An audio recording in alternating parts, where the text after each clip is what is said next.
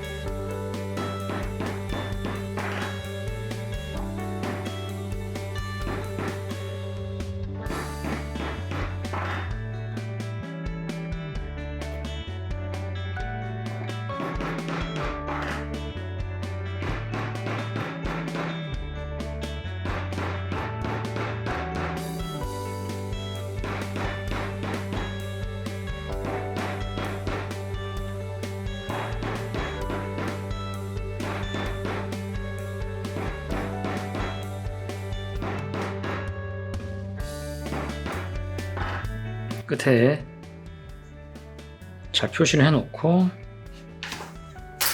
가위로 잘라줄 겁니다.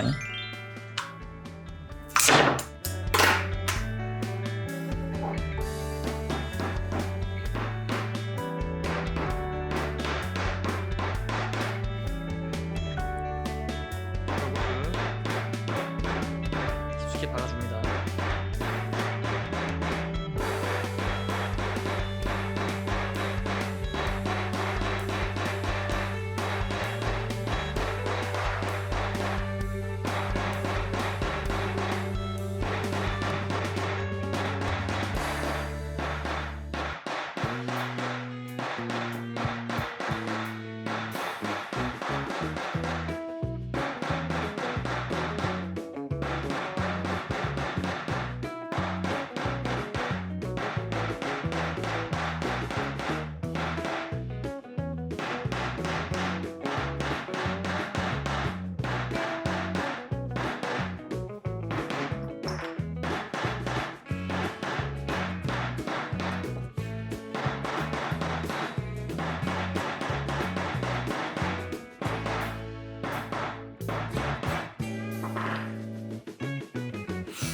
이렇게 해서 상판은 완료가 됐고요.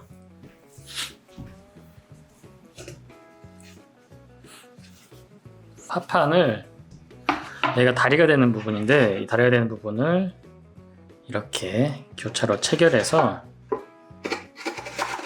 좀 더 탄탄하게 연결하기 위해서 이 사이에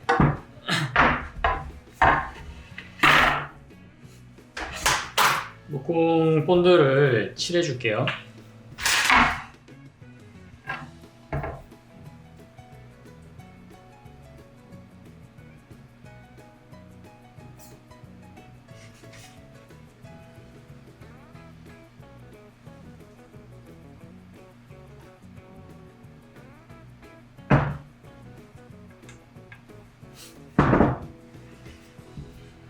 이렇게 해서 이 부분을 연결하고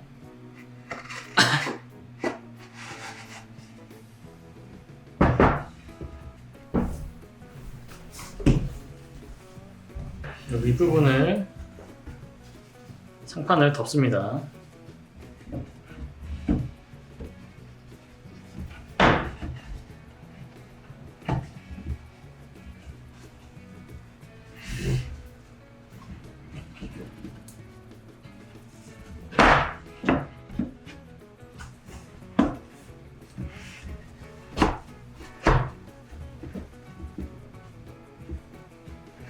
이런 식으로 덮어주고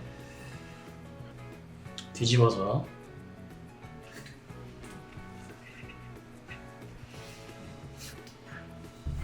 이 부분에 나살 볼트를 넣고